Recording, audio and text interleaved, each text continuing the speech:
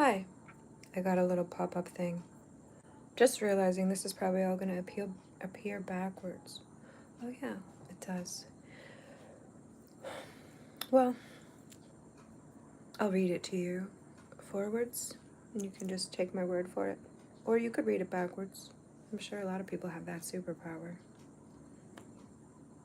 Um, 2026, reflecting on three water harvest season, 2025. So I just wanted to talk about it for a minute. It's 2026, and last year in the garden focused on well, the beginning of this season. As I reflected on last season, I took note of what I planted and where I had planted it and what did well, and generally I just created a little record for myself of the fluidity of it, and I appreciated the rhythm, the rhythm of the three water harvest season, which is what 2025 turned out to be. This summer season has been different for weather and rain. We've been in a bit of a drought. It's been quite dry, where we normally get regular rain around here. And so last year when I harvested the rains 3 times for purposes of watering the garden, and and I did it very physically, like a meditation almost. It was a daily practice where I would bring the water by hand, 1 or 2 buckets at a time, and walk the perimeter, water everything. And it was an excellent mindfulness practice, and also satisfying to watch your garden survive and new things grow. This year I started fewer things from seed, but I've been able to enjoy some of the plants I began last season are still doing well. I have a lot of sage. I have a large sage in my window that's grown a lot, and it's into 2 planters hung. I believe I got them at IKEA back in the day. IKEA. Shout out to my Swedish roots. I did talk about the Swedish fish place the other day. Make sure you get over there and get yourself some good candy and a fizzy drink from the nice lady in the seaport with their Swedish fish booth. Shout out. I'm a little Swedish. That's why I have a soft spot for Swedish fish. Also, who doesn't love Swedish fish? And so anyway, you can call me TNT or Trish the Dish Swedish fish. I'm a little bit Swedish. I actually went there. I went to Stockholm and visited the archives, and I believe I found my ancestor. In which parish? I forget how the verbiage they use, but from whence he came, his lands. It just said left for Nord America, Nord America, in the 1800s. So it's fun to go back, make my way back to Stockholm. I stayed in Kingsholmen, and I just walked and wandered everywhere. Really liked it. Stockholm feels like a little bit like the Back Bay, and it definitely feels like the Esplanade with all the fjords, just like the Esplanade on steroids. It was very cozy there. I felt comfortable. I felt at home. It was like a familiar vibe, and the people were very kind. And it's also nice when you visit another country where it doesn't feel like they're trying to kill you all the time. That's so refreshing. I could get used to it, It tends to feel that way here, between the food poison and the endless assaults you definitely just feel like you have to remain proactively alive. Whereas when I visited Sweden, I didn't feel like I had to dodge death every time I tried to eat something, or I didn't feel like the air was going to be proactively degraded. I could have gotten used to it. I did get used to it. A week was nice. I wanted more, you know. Make plans to go back. I did. And I shall. I hope. That's the hope. But thanks, Stockholm. Oh, and the best Swedish meatballs of my life. A tradition. Tasty. They even made me a cute little grasshopper. I was having a weird craving. So nice there. I loved Stockholm. Oh, and the Vasa. My kids have heard me talk about the Vasa a lot. And I brought home a book about the Vasa. It's a large ship that spent several hundred years underwater, buried under the silt, and in the 1960s they began recovering it and bringing it to the surface, and it now lives in a museum and you can visit it, and it's all black. Most of the paint, which was thorough, is now gone, but they've restored sections of it, and you know, but it's black, and it's pretty much as new. When it sank on its maiden voyage. It listed, and that was a real cool museum. If you ever get into Stockholm, go check out the Vasa. It's a cool boat.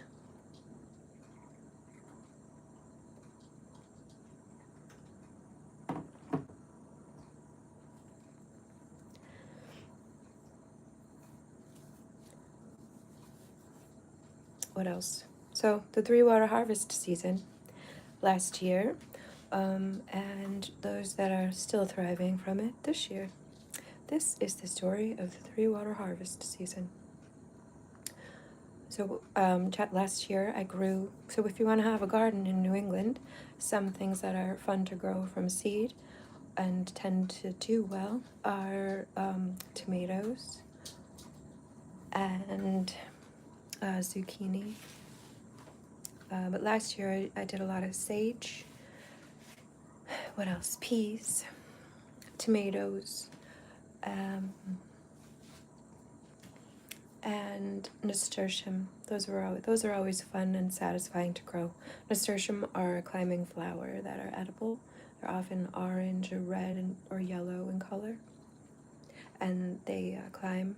Well, there are different types, but some grow in a pile, and some climb. And they're pretty hardy. They grow even in Alaska and such. Alaska, which actually has similar climate to us here in Boston much of the time, although it's very much Alaska, more extreme. But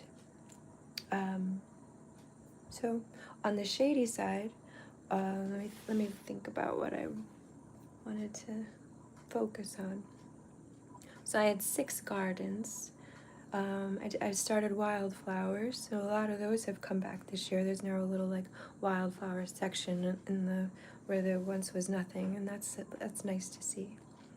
So began a lot of thyme. Started that from seed in the winter, and then so it does well in the shade and as a ground cover, and it also flowers, and you can eat it. It's thyme, so it's an herb, and that's still doing well.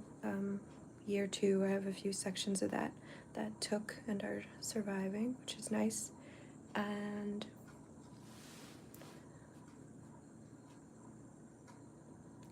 we have an established forsythia plant, so that produces a lot of flower and medicine. It's a really nice plant. I like to read about it, you know, refresh my. It's always nice to read about what grows in your garden and the historic medicinal uses. And sometimes I harvest my flowers and dry them, and forsythia is one that I like to harvest. I also have a lilac bush. This year it bloomed twice. It is a twice blooming lilac, so when it's happy it blooms twice. I still have some seed to harvest, which I'm not sure what to do with. I'd love to know. I'm always trying to learn more about how to use different plants. And anyway, it's that one's my favorite. It greets me at the door. I love to throw my face into a lilac bush.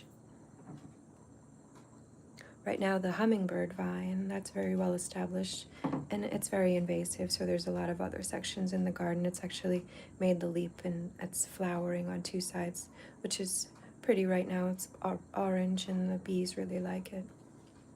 It has a healthy canopy. It grows over top of the shed. My son and I built a small shed, and now the hummingbird vine rests and is a roof over the shed, essentially, and it creates a nice canopy.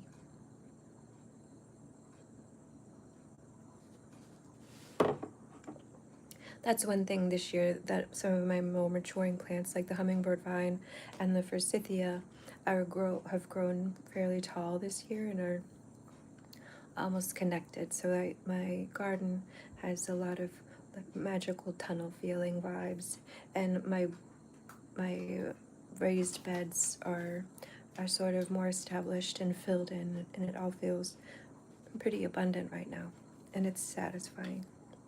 I have sage plants that are doing well.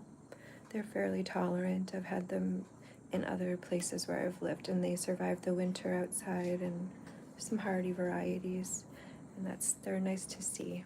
I know I already mentioned it, but so the wildflowers are happy. I tried to grow more flowers this year. I planted a lot of seeds, and surely some of them have come up, but I'm gonna work more on that. I like to add. I'm liking the idea of adding more flowers to the garden. Make it in a dense field of flowers.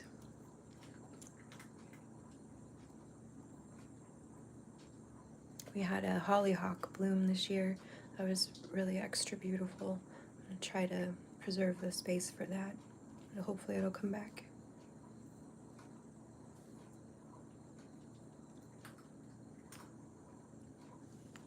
Let's see. Oh, strawberries. I have strawberries that I have a section of strawberries that serve us early in the season.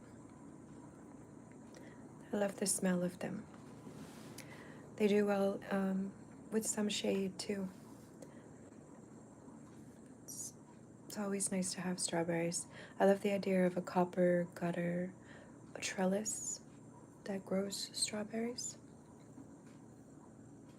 It's on my list of things I might build someday.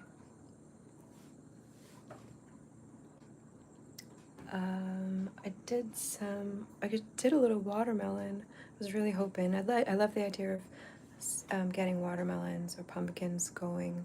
I've tried. I came close. I've gotten the flowers, and anyway, last year I got one teeny tiny melon. It was like microscopic. I'm obsessed. It was my favorite thing there ever was.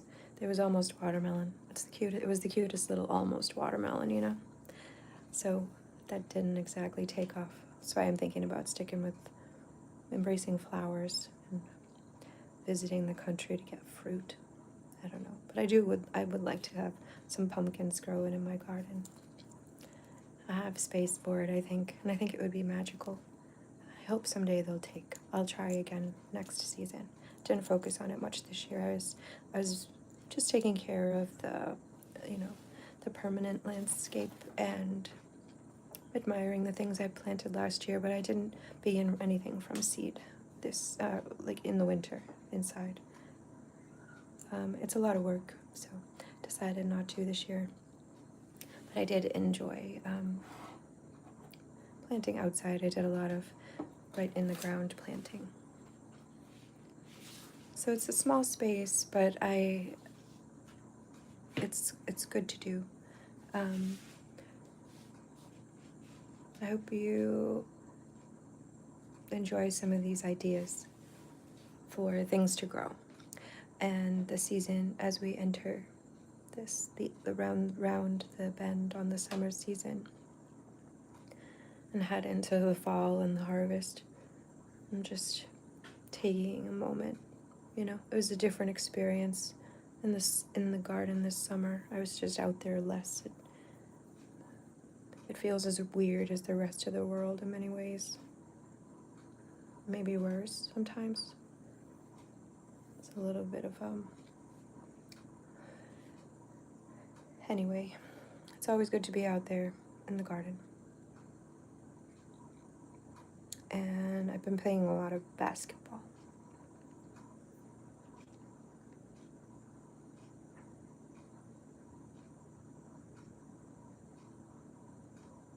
Have a good day. 3 water harvest. You can harvest water and use your small space, and you can find 6 different varieties of lighting if you have a 4-lighted house.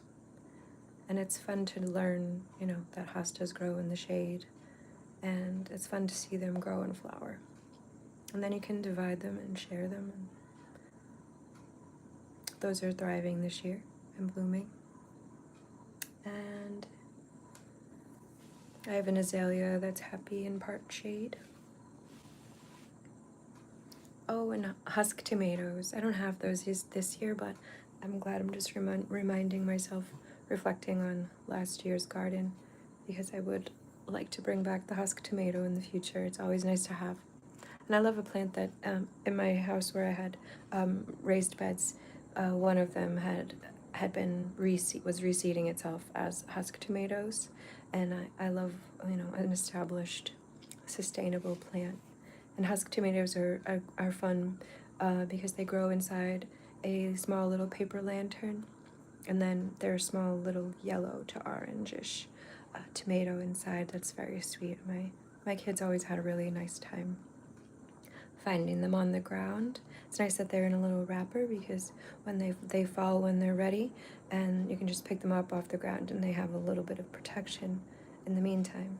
So they're fun for the kids and fun to have in the garden, and I enjoyed having them when I had a raised bed of husk tomatoes. They were happy. So I had a happy one last year. It didn't reseed itself, but maybe next year. I did save some of the seeds from it last year, so I'll give it a try.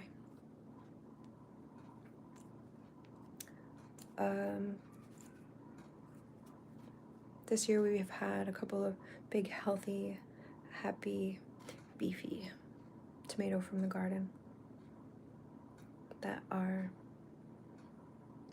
magical, and happy little ones gifted from a neighbor. I love fresh tomatoes. They're like a really good currency, you know? So, Victory Gardens for life. They're good for you. In 2018, I sustained myself from a home garden of 6 raised beds and a hen house with 6 hens. And I didn't fully sustain myself and the rest of my family, but I was able to sustain myself for the most part, primarily from the garden. And that was really satisfying. Some of my favorite things to grow in that season were fennel. If you enjoy fennel, I do. I love a good roasted fennel and butternut squash baked risotto. That's a good one in the fall. Or acorn squash. Those are also delicious. Season's coming up for all of these things, which is nice. I'm always in grief when summer comes nears an end. It's my favorite season. I love swimming in the ocean and being outside. So when summer starts to wind down, I have some sadness. But thinking about the fruits of fall and the smells and the apple pies and all of it makes it more bearable. There are things to love in every season.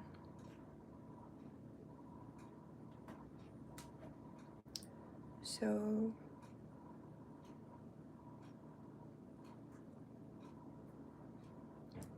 I hope you have a happy pumpkin in your future. And maybe next year, think about growing one in your yard. I'm going to try again.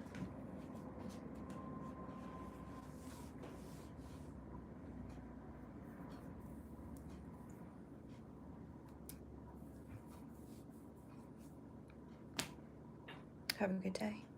I just said that.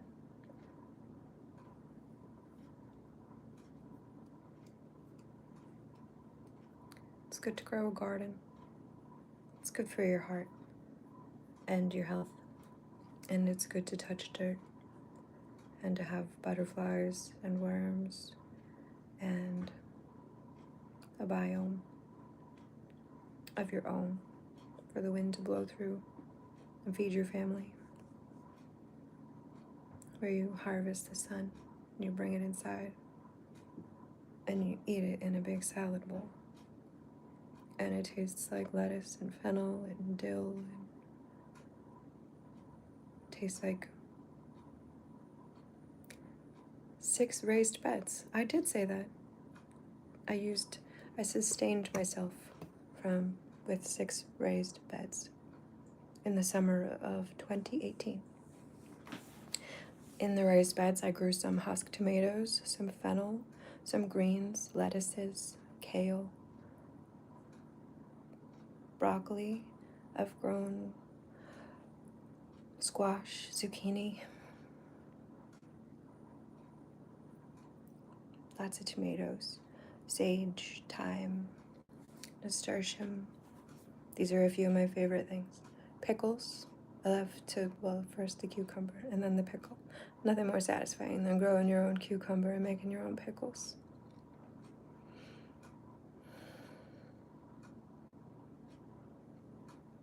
So,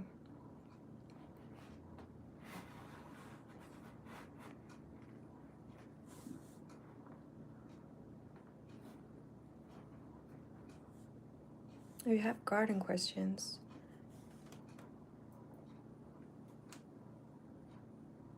never had luck with tomatoes, James Smith says.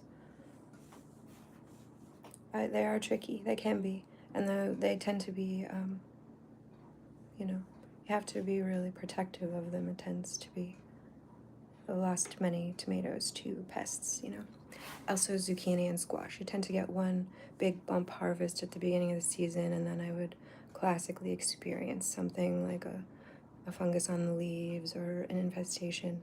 So I would have to be flexible and be willing to pull things up and plant different things and rotate. And tomatoes can be finicky. That's why I do like husk tomatoes with the protective paper on the outer of the tomato. And they also generously reseed and might come back, which is fun. My kids enjoyed, and I enjoy a pop-up husk tomato. I recommend them. They're fairly hardy.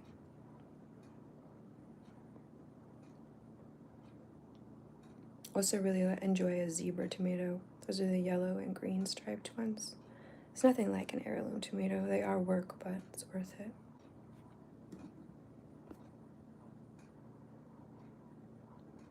I agree. Yeah, tomatoes. They don't enjoy the heat when it persists. I think as the season progresses, things happen. But yeah, I agree. We get an early bump on tomatoes and zucchini and squash, and then it's kind of a good idea to maybe transition or replant a fresh bed of kale or lettuce in their place. You can pull them up and put down fresh soil and mix it up, and then your soil will benefit from having a variety of different things planted. You could do a wheat or something that you can harvest in the fall. Maybe try kale or broccoli. Some of those things, they're more hardy, and then you can have potentially extend your season into the fall.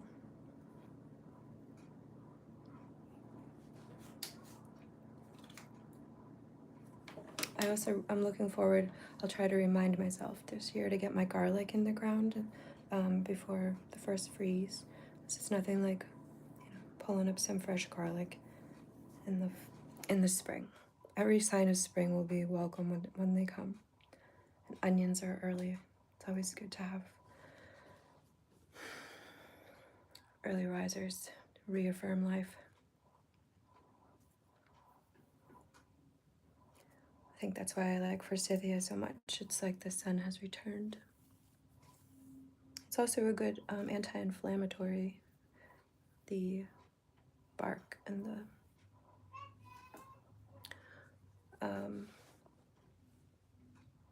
so cheers. I hope you have better luck with tomatoes in your future, and maybe give a try out husk tomatoes in the future.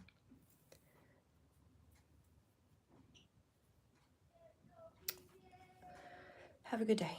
For the third time, I'm gonna try. This was a long one. I've been here talking slowly and quietly and not saying, well, I've said things.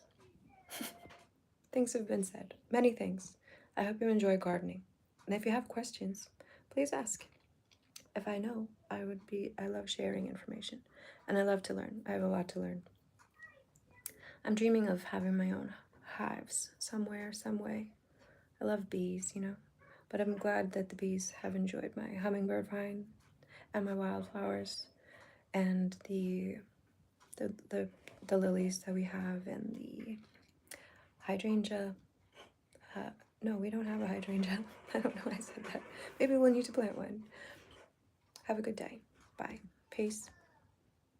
I hope you can grow and sustain yourself satisfyingly from a garden.